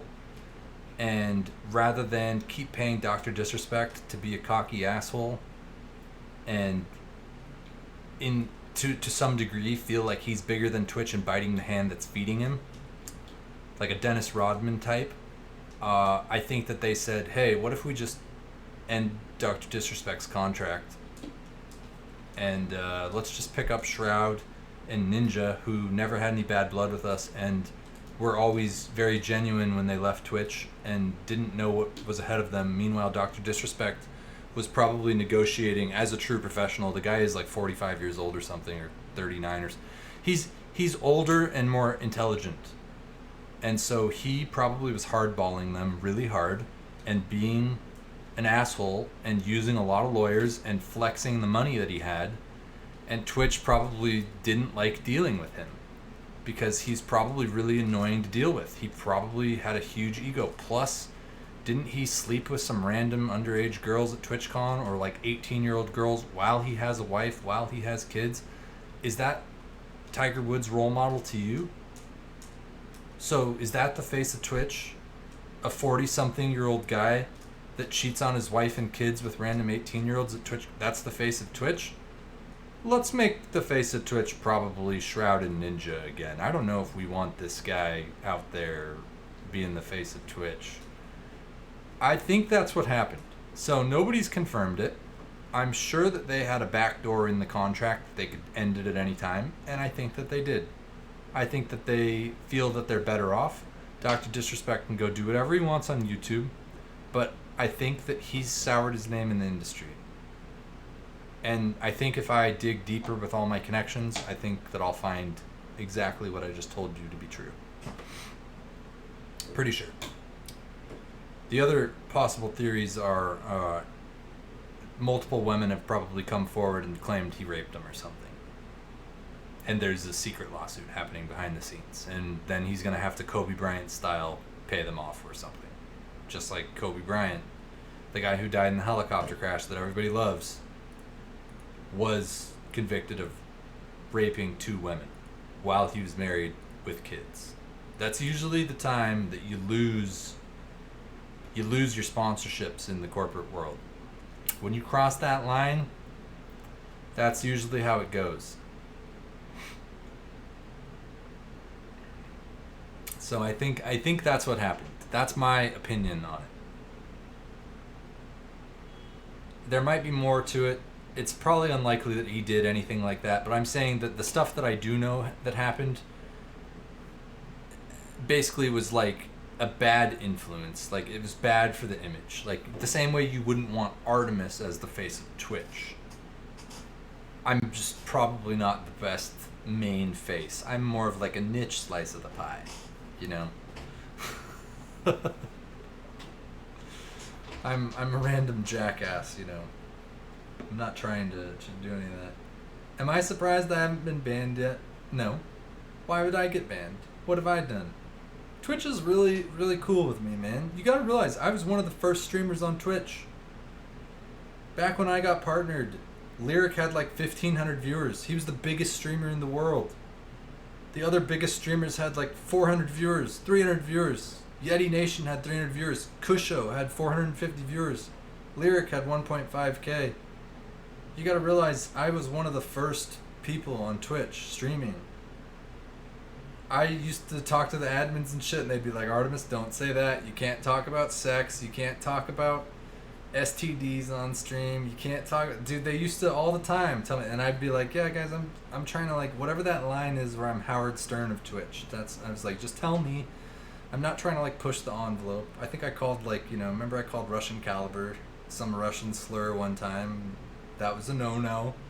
I think I got delisted for like 3 days for that. I didn't know the rules. That was like my first, couple months on Twitch. I think I called him a drunk Russian or something.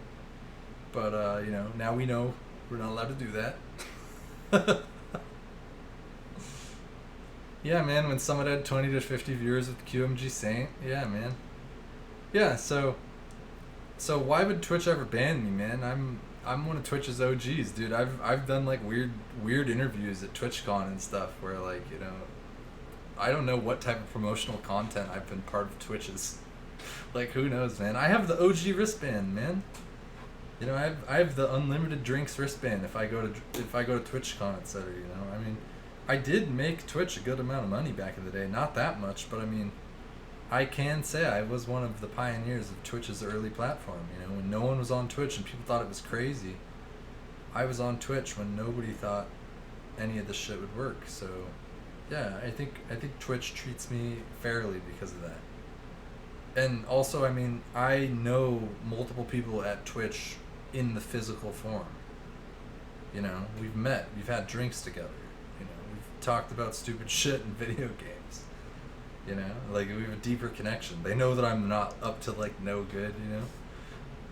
My Twitch stream is just my random little. It's like a chill podium spot. You never know, man. A lot of really big streamers come and hang out here sometimes. You never know. Sometimes Summit's here. Sometimes Dakota's is here. We get Quarantine Chris, Zombie Barricades. We get a lot of celebrities in here. And celebrity lurkers. Psy Syndicate, dude, I always catch Psy Syndicate lurking, and then I Discord him, like, hey, what are you doing, asshole? So it's like, it's just a chill, low-key spot, man. I'm a rare streamer. Hey, Samwise, we were just discussing finance and robots taking over the world and automation and vaccines, science, math, statistics. Anything's a game right now. You remember when people would find... Oh, you remember when I would find people who cheated in War Z and reverse search their name and roast them for being cheaters? Yeah, man, that's one of my favorite things to do. I'm a necromancer. I'll kill you and then bury you and dig you up and resurrect you just to kill you again for fun, man. That's my personality. So if I catch you doing dumb shit and you try to lie to me, I'll never let you live it down. Ever. I'll never let you live it down if you come wrong to me, man. That's the rules of Artemis. You do dumb shit to me, I'll never let you live it down. How long until Bitcoin plummets? Anywhere between now and 96 hours. Plan accordingly. Weekly RSI is already at 100. Daily RSI is creeping on 90s right now. It looks like we're forming a small head and shoulders pattern on the 4 hour right now. I'm smelling a blow off top tomorrow around 4 p.m. Followed into Monday, stock market crash. Tuesday, stock market crash. Bloody Thanksgiving is what I'm currently theorizing in my head. What's RSI? Relative Strength Index. It usually represents overbought conditions.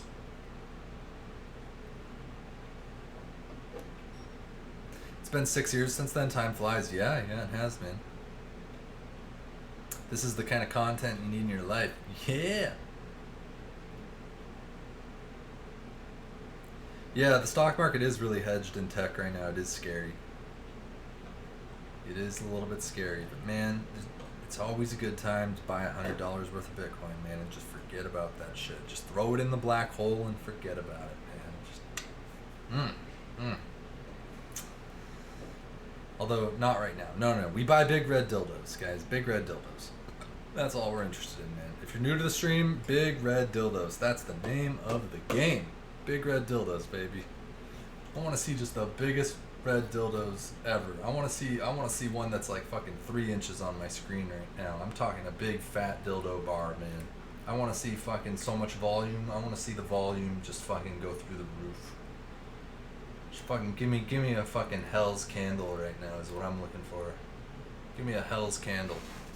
I want to see a hell's candle for $3,000 down. That's what I'm looking for right now. You know, I want to see a $2,000 to $3,000 down day. That's what I'm looking for right now. Hell yeah. Hell yeah. Let's get it. Let's get it. Let's see. Bitcoin had been up since your Coinbase thing, and I was waiting for it to come down before possibly buying, but it's literally just gone up since. I know, Sam. I was trying to tell people. I was like, hey, just get your free money. Dude, you know Coinbase, when I sent you that, Sam, they were giving out $150 for free. That's why I was like, everybody sign up, free money, free money. Dude, if you got that $150 for free and put it into Bitcoin when I told you, Sam, it would be worth, I think, $300 now. I could have just made you $300 out of thin air in the last, 2 weeks. Oh, you got some of it. Hell yeah, see, dude, there you go. Nice, yeah. So all you had to do was convert that into Bitcoin and then just sit back. It was free money. You bought some Bitcoin at 800, sold most 3.5 to 4, still made good returns, enough to pay rent on your apartment. Put payment on your apartment, but still wish you held long term. Yeah, well, Penguin, it's never too late. It's never too late, man. It's never too late. That's how you have to think about it. If you have an income, so I mean, I'll loop back to the start of my conversation with all this. If you have an income, try and get another income, so you have a main income plus an all. Oh, thanks, Real Chow Mein. Thanks for the sub, man, with Prime. If you have income, then it's okay to say, take care of your life, take care of your expenses, and then whatever excess you have, save some of it, but also invest some of it. Slowly but surely, you'll grow your garden into a forest, into a national reserve. And soon you'll have fucking wild hippos and leopards and lions and, you know, everything that lives on an animal reserve. Wolf packs, all that dope shit. You know? It's all just about the patience game, man. It's all about patience. Do I see Bitcoin crashing hard? Should you sell off what you've got? You've made a good amount off what you bought in the last few months. If you need the money, I think that you should sell it, Sam. Or Reed, in my opinion, not as a financial advisor. In my opinion, if you need the money. If you don't need the money, why the hell are you selling it? I completely agree with shaving off some profits. Nobody goes bankrupt from taking some profits. I'm not opposed to saying when I see overbought conditions and greed through the roof, like right now, I'm not opposed to shaving off 1, 2, 3, 4, 5% profits, but I would never shave off much more than 10% of profit in Bitcoin. I think it's crazy. Yeah, Penguin Facts. A good goal is to build up to a single whole Bitcoin. If you have a single whole Bitcoin, you're one of 600,000 people. There's 10,000 billionaires on the planet right now, and there's 40 million millionaires. If you have 1/600,000th of all the Bitcoin in existence by having a whole one, because almost nobody has a whole Bitcoin. Do you guys know anyone in chat that has a whole Bitcoin? Do you? I'll bet you don't. Even though you might. But it makes you one of 600,000. So, there's 40 million millionaires. Being one of 600,000 is a lot rarer than being one of 40 million. And there's 10,000 billionaires. You know a guy with 5 Bitcoin and he bought it 10K and people called him crazy? Hell yeah. Very nice. That's good. Yeah. You'd be pretty crazy to put 50K or even more in at that point. But yes, you'd be very intelligent as well. You know, nobody... With great risk comes great reward. You know, you don't get ahead in life playing safe.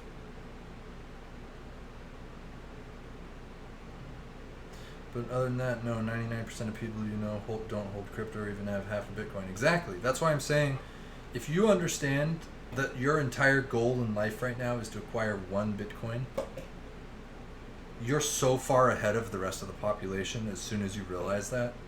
I've said this on stream for years now, but it is the truth, and it will continue to be the truth. So, but that's just my opinion. You know, crazy things happen. Who knows? Who knows?